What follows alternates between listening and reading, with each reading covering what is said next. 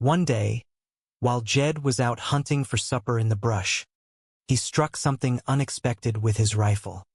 Instead of game, a thick, bubbling liquid erupted from the ground, covering the foliage and creating a small pond of what he famously identified as oil. This discovery of black gold, as it would come to be known, propelled the simple mountain family into a life of unimaginable wealth. Yet they remained, at their core, exactly who they had always been: honest, gentle, and utterly bewildered by the ways of the city folk. Upon moving to Beverly Hills to better enjoy their newfound prosperity, the Clampetts carried with them the traditions of the mountains.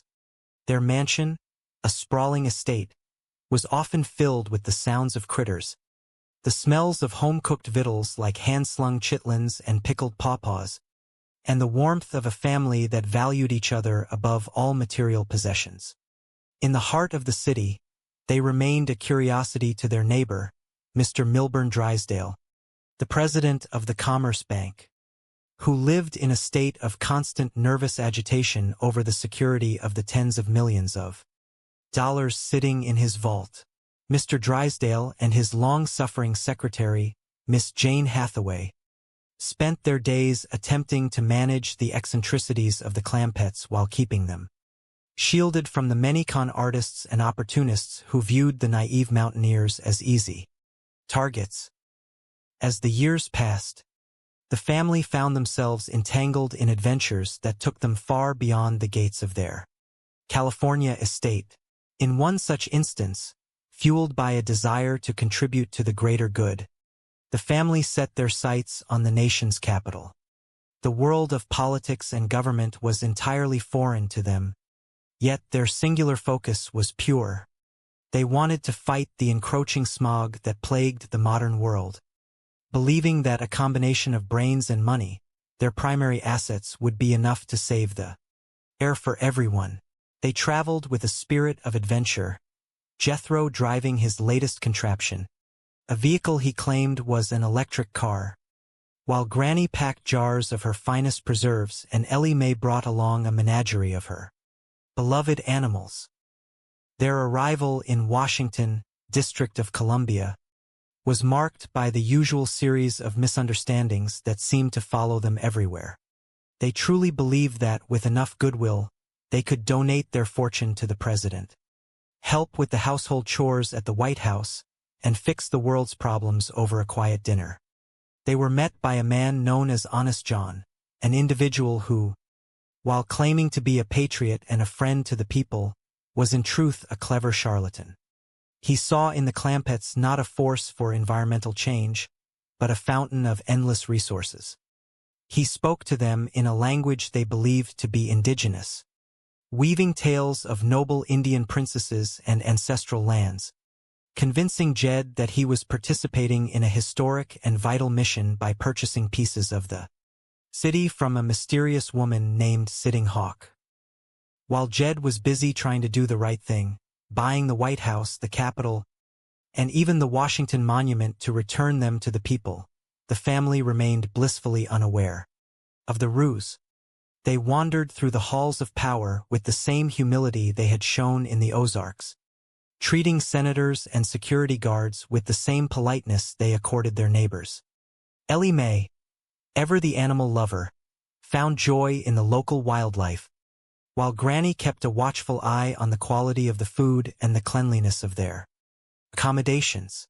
To them, the city was just another place to be themselves, regardless of the strange looks or the confusion they left in their wake. In the end, the humor of their journey lay not in the vast sums of money or the grand buildings they bought, but in the contrast between their genuine human values and the cynical world they had entered.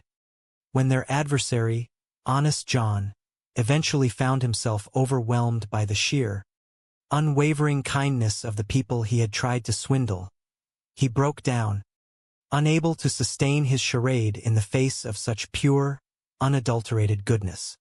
The family, never truly understanding the depth of the deception they had escaped, simply packed their bags and headed home. They left behind a trail of bemused officials and a city that had been forced to look at itself through the eyes of people who truly believed that a handshake, a jar of pickles, and a desire to help one's neighbor were the most powerful forces on earth. Back in their familiar surroundings, with the sounds of the hills returning to their ears, the Clampetts resumed their lives, unchanged by the glitter of the capital or the size of their bank accounts. They remained, as they had always been, a family that measured their success not in deeds of property or titles, but in the laughter around the table, the care they took of their kin, and the quiet satisfaction of a day well spent under the open sky. Their legacy, if one could call it that, was the reminder that no matter how complex the world may become, the simple virtues of honesty, kindness, and devotion to family are the only things that truly matter in the end. They would forever be the hillbillies of Beverly Hills, standing apart from the rushing world, living their lives with a grace that even the most sophisticated city dwellers could only hope to emulate. The hills of the Ozarks had always been a place of quiet reflection, but for Jed Clampett, the transition to the sprawling, bustling expanse of Washington, District of Columbia, felt like a leap into a world where even the clouds seemed to move with a hurried purpose. It began, as many things did with the Clampett clan, with a notion. Jed, his mother-in-law Daisy Moses, whom everyone knew as Granny, his daughter Ellie Mae, and his nephew Jethro had come to the capital not to seek fortune, for they had enough of that, but to serve a cause. The smog, that murky shroud that clung to the city like a persistent fog, had troubled Jed. He had heard the talk, the reports, and the whispers, and he had decided that if brains and money were the tools required to cleanse the air, he would provide both in abundance. The journey had been an adventure in itself. Jethro, possessing a mind that often wandered into the realms of invention, had initially attempted to convert their vehicle into a steam-powered marvel, only to pivot toward electricity, proving that his enthusiasm for progress was matched only by his lack of mechanical precision. Yet they had arrived eager and optimistic. Their first point of contact had been the ever-solicitous banker, Millard Drysdale, whose interest in the Clampetts' finances was surpassed only by his fear of losing their $95 million from the vaults of the Commerce Bank of Beverly Hills. In Washington, the family encountered characters as colorful as the legends of their own home. There was Honest John, a man whose charm was as polished as a silver dollar and whose promises seemed to hold the weight of gospel. He had introduced them to the intricacies of capital life, spinning tales of committees and noble Indians, most notably the ancient Princess Sitting Hawk. To Jed, a man whose word was his bond, the notion that the heart of the government, the White House itself, stood upon disputed land was a call to action. One sunny afternoon, standing before a small, humble teepee, Jed felt the weight of history. Honest John, acting as the bridge between the simple farmer and the noble princess, spoke in a tongue that sounded to Jed like the rustling of leaves and the song of the wind. The arrangement was simple in Jed's eyes. He would purchase the land, ensure the princess was cared for, and present the deed to the president. It was an act of profound patriotism, a gift from a man who loved his country as dearly as he loved the morning mist over the mountains.